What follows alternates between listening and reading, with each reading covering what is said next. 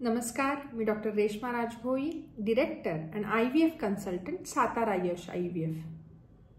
मासिक पाळी प्रत्येक स्त्रीच्या आयुष्यातला अविभाज्य घटक, पण अजूनही समाजामध्ये त्याबद्दल अनेक समज, गैरसमज, शंका, कुशंका आहेत.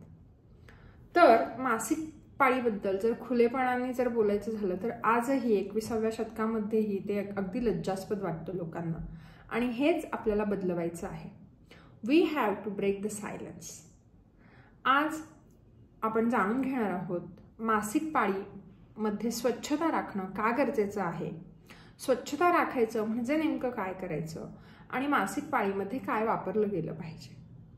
मासिक पाळीमध्ये जर योग्य काळजी जर घेतली गेली नाही तर PID म्हणजे पेल्विक इन्फ्लेमेटरी डिसीज, जसं की पुनरुत्पादक जो मार्ग आहे त्याचा संसर्ग, लघवीच्या जागेचं इन्फेक्शन ज्याला आपण युरिनरी ट्रॅक इन्फेक्शन असं म्हणतो, तसंच फंगल इन्फेक्शन, वंध्यत्व, तसंच कॅन्सर सारख्या आजारांना सामोरं जावं लागतं.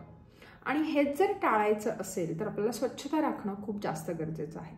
मग स्वच्छता राखणं म्हणजे नेमकं काय, तर योनी मार्गाची स्वच्छता स्वच्छ पाण्याने योग्यरित्या तो योनी मार्ग जो आहे तो स्वच्छ केला गेला पाहिजे. कोणतेही हार्श केमिकल्स, सोप्स हे वापरणं टाळलं गेलं पाहिजे.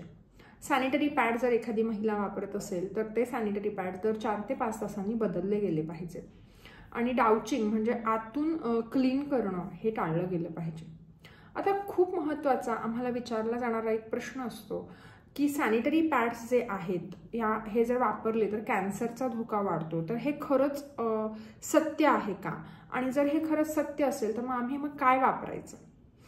तर आपल्याकडे काय ऑप्शन्स आहेत मासिक पाळी दरम्यान आपण काय वापरू शकतो. तर एक म्हणजे सॅनिटरी पॅड्स, दुसरं reusable cloths with leak proof jackets, tampons किंवा मेन्स्ट्रुअल कप. आपण जेव्हा सॅनिटरी पॅड्सबद्दल जेव्हा बोलतोय तेव्हा सॅनिटरी पॅड जेव्हा तयार केले जातात तेव्हा त्यामध्ये बरेच अपायकारक रासायनिक पदार्थ जसे की क्लोरोइथेन, क्लोरोमिथेन, ॲसिटोन, पॉलीॲक्रिलिक जेल की जे सुपर ॲब्सॉर्बंट म्हणून त्याची ॲडव्हर्टाईज केली जाते, आणि डायऑक्सिन असे काही पदार्थ, केमिकल्स वापरले जातात. आणि ह्या रासायनिक पदार्थांमुळे जवळजवळ 1/3 महिलांमध्ये योनिमार्गाला खाज येणं, पुरळ येणं, पांढरे अंगावरून जाणं, इन्फेक्शन यासारखी लक्षणं त्यांच्यामध्ये दिसून येतात. तसंच खूप महत्त्वाचं म्हणजे डायऑक्सिन हा जो घटक आहे हा WHO म्हणजे जागतिक आरोग्य संघटनेने सुद्धा ह्या डायऑक्सिन या घटकाला पर्यावरण प्रदूषक मानलं गेलं आहे. तसंच इंटरनॅशनल कॅन्सर रिसर्च सेंटरने त्याला डायऑक्सिनला कॅन्सरला कारणीभूत घटक असं सांगितलेलं आहे. आणि संशोधनही असं सांगतं की जर डायऑक्सिनचं एक्सपोजर झालं तर अंडकोशाचा कॅन्सर होण्याची रिस्क वाढते. जर पॅड वारंवार चेंज केले गेले नाहीत तर इन्फेक्शन, वंध्यत्व यासारख्या समस्यांनाही सामोरं त्या महिलेला जाऊ लागू शकतं.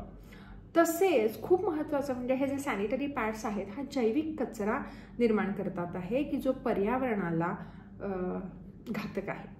मग आपल्याकडे खरंच काय योग्य पर्याय आहे की जो वापरायला सोयीस्कर असेल, वापरल्याने कुठलेही दुष्परिणाम होणार नाहीत, कॉस्ट इफेक्टिव्ह सुद्धा असणार आहेत. तर एक म्हणजे reusable pad with leak proof jacket और अ मेन्स्ट्रुअल कप. जर रियुजेबल पॅड एखादी महिला जर वापरत असेल विथ लीक प्रूफ जॅकेट तर खूप महत्त्वाची गोष्ट इथे लक्षात ठेवण्याची आहे की हे जे पॅड्स आहेत ते जेव्हा तुम्ही बदलताय, जसं की 4 ते 5 तासांनी जेव्हा बदलताय त्याची स्वच्छता राखणं गरजेचं आहे की 30 मिनिटं माइल्ड डिटर्जंटमध्ये त्यांना भिजवून ठेवायचं आहे आणि स्वच्छ धुतल्यानंतर त्याला प्रखर उन्हामध्ये वाळवायचं आहे. हे खूप महत्त्वाचं आहे की ज्याच्यामुळे इन्फेक्शन होण्याची रिस्क जी आहे ती नाहीशी होणार आहे. सो ह्याचे फायदे रियुजेबल पॅडचे एकच आहे की खर्चाचं प्रमाण कमी होतं आहे. सॅनिटरी पॅडमुळे जे मगाशी सांगितलेले आपण दुष्परिणाम होणार असतात ते नाही आहेत. आणि लीक प्रूफ जॅकेटमुळे जो कपड्यांना डाग लागण्याचा जो काही रिस्क आहे ती अजिबात नाही आहे. आणि जैविक कचरा नाही आहे. सो पर्यावरणाला सुद्धा आपण सेफ याच्यामध्ये ठेवतोय. मग दुसरा एक ऑप्शन राहतो मेन्स्ट्रुअल कप. बाजारामध्ये सध्या medicated silicone graded medically graded सिलिकॉनपासून मेन्स्ट्रुअल कप अवेलेबल आहेत. साधारणपणे 250 ते 1000 रुपयापर्यंत मेन्स्ट्रुअल कप मिळतात आणि साधारणपणे एक मेन्स्ट्रुअल कप हा कमीत कमी 8 ते 10 वर्ष चालतो. त्याच्यामुळे वारंवार त्याच्यावरती खर्च करण्याची एकतर गरज नाही.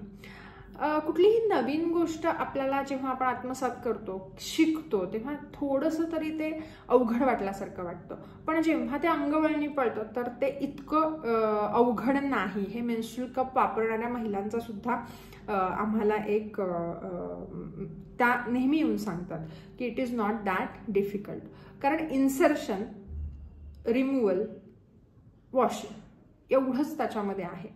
पण पहिल्या 1, 2 ते 3 पाळीमध्ये आपण त्याला सराव होईपर्यंत थोडं अवघड वाटल्यासारखं होतं. पण it is very safe to use.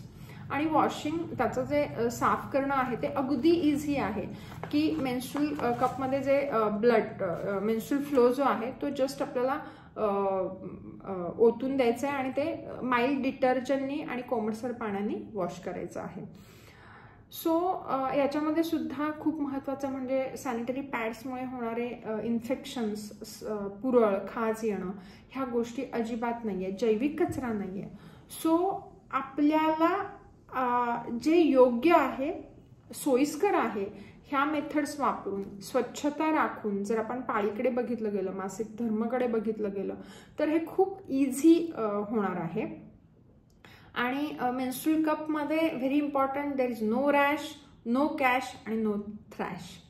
So मला असं वाटतं की ही जी माहिती आहे ही तुम्हा सर्वांनाच उपयोगी पडेल अशी मी आशा करते. Have a great periods, bleed safely and enjoy your periods safely. धन्यवाद.